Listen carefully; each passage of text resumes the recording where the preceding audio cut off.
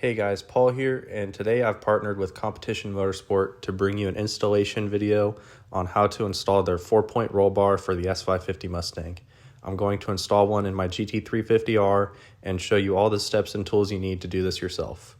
So the first thing you're going to want to do is remove your front seats. They are held in by 4 bolts, 2 in the front and 2 in the back, and then there's also 2 connectors underneath the seat. For the purpose of this video, I've already removed the covers to show the location of the front 2 bolts, and then it's the same thing in the back.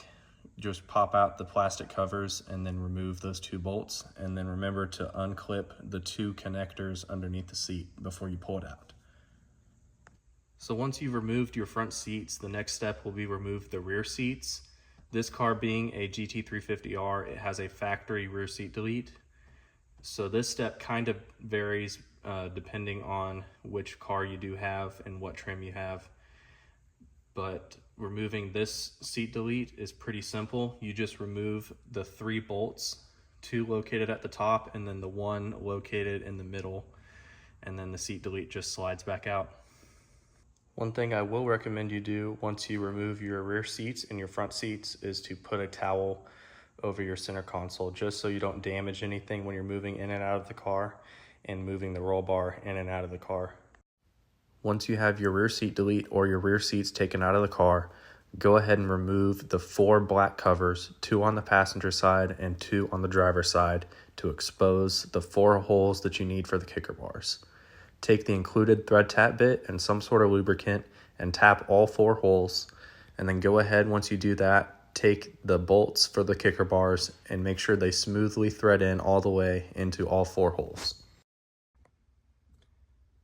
After you tap the holes on both the driver and passenger side, go ahead and install the kicker bars.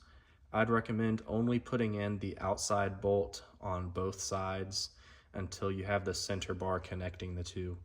This section isn't super flexible, so not having the inside bolts in will make it a lot easier to maneuver this into place and connect the 2 bars.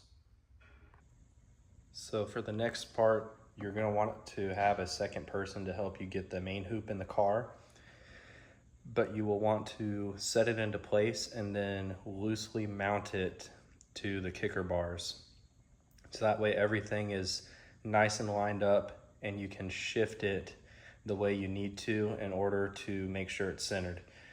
Mine is roughly 2 inches from the quarter panel trim on each side, so it is nice and centered. So once you have it where you want it, you'll want to get a Sharpie and then mark the 8 holes at the bottom of the main hoop, and then you'll want to pull the main hoop back out and then get ready to drill. So this is the part that everybody fears when doing this install. Just make sure you take your time, go slow, use some sort of lubricant when you're drilling, and then start with a pilot hole and then drill with your larger size bit, and that'll make this go a lot smoother.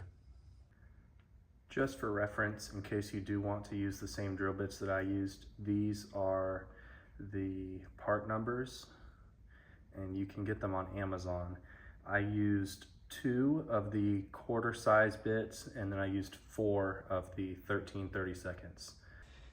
So the other thing I'd recommend is getting one of these carbide rotary burrs and widening all of your holes once you drill them, because it is kind of tight trying to get the bolts back in once you have the main hoop in. So just make sure you widen the holes and test fit all 4 bolts, 2 on both sides, and just make sure everything lines up before you start trying to adjust for your seat delete. So for cutting the rear seat delete, it varies depending on which seat delete you use, but for the factory one, you can cut holes for the main hoop 3.5 inches from the front edge to the front edge of the bar, and then 3 inches from the side of the seat delete to the side of the bar. And then for the rear hole, 21 inches from the top of the seat delete to the top of the first bar, and then 4 inches from the side of the seat delete to the bar. So once it's time to reassemble everything, put your kicker bars through the holes in your rear seat delete and put it all inside the car as one piece.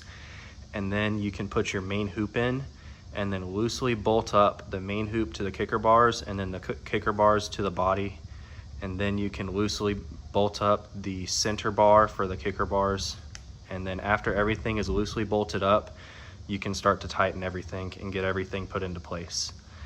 And once you have that done, you can reinstall your front seats and you are good to go.